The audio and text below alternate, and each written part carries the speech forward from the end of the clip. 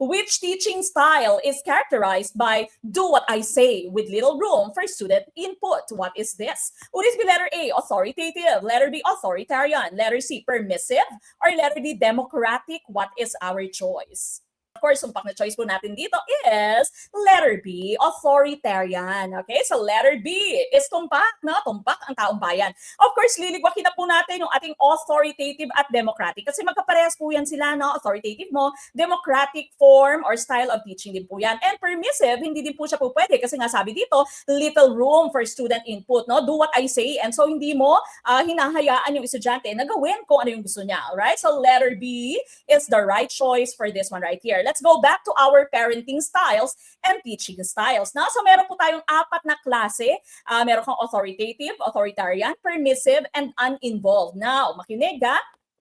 Yung ating po authoritative at authoritarian, parehas po sila in terms of high demand. Okay? So, mataas po yung kanilang demand or mataas po yung kanilang expectation. Dapat mataas yung grade mo. Dapat nag-excel ka. Dapat alam mo to, no? Dapat ito yung ma-reach mo, maabot mo. Ito yung goal natin. Okay? So, dalawa po sila, authoritative at authoritarian, parehas na demanding, no? Mataas yung expectation. Now, yung pagkakaiba po nila would be in terms of being responsive. Ibig sabihin, yung suporta, yung warmth na binibigay sa kanilang anak or sa kanilang estudyante, no? Authoritative mo, mataas yung demand, mataas yung expectation, pero very responsive din, no? Malaki din yung suporta sa student or sa anak, no? And this is the best type of parenting, di ba? So, naitatanong po yan sa LET, no? What is the best type of parenting style? Your answer would be authoritative. And this one, no? Authoritative, this one would sometimes mean, or sometimes, no, nasa sa options natin, democratic. Kung wala authoritative, democratic kan dyan, pwede pong i-choose yung democratic, okay?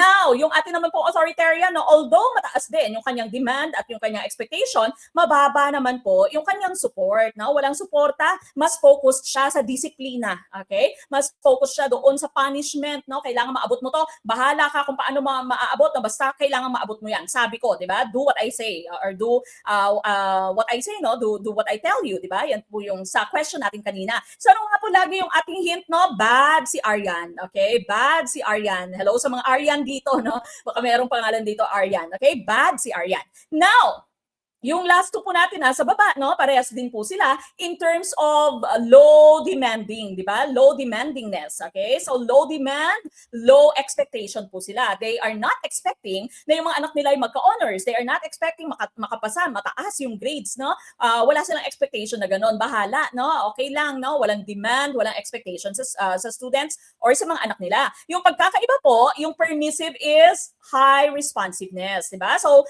yung permissive type of parents natin, ito po yung nakakapag-form, no? Or nagkakaroon ng spoiled na mga anak, di ba? Spoiled na mga anak kasi okay lang nak, no? Okay lang kahit hindi ka pumasa, okay lang kasi kahit mababa yung grade mo, no? Bibilhan pa rin kita ng iPhone 17 Pro Max, okay? Bibilhan pa rin kita ng whatever, no?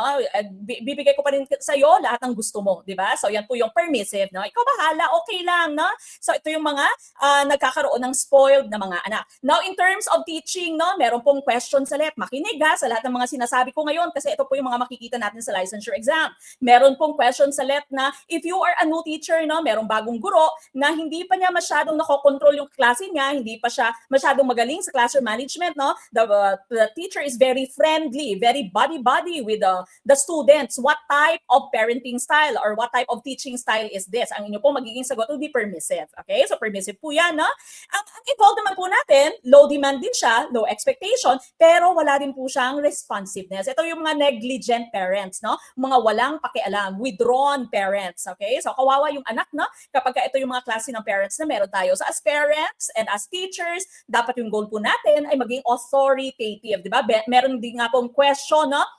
Meron ding question sa LET, no? Friendly but Friendly but, your answer would be friendly but business-like. Bakit po friendly but business-like? Ibig sabihin po niyan, business-like ka kasi highly demanding ka, di ba? Mataas yung inyong expectation, pero friendly and warm ka dahil highly responsive ka, no? And so, that would mean authoritative ka bilang isang guro.